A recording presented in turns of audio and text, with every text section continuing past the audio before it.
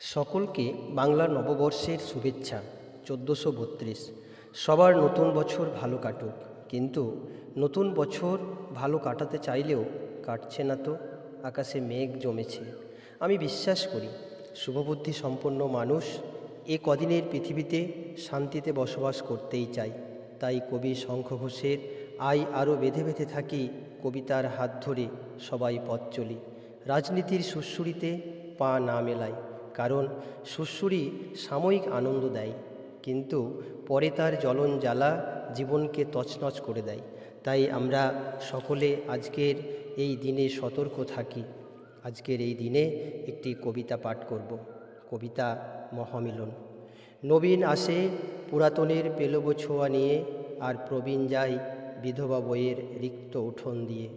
যার আঁচলের মায়ায় জড়িয়ে যায় একরাশ স্বপ্ন, এক ঝাঁক গান ও এক মুঠো পদ্য, যা দিয়ে নতুন জিরিয়ে নেয় গা।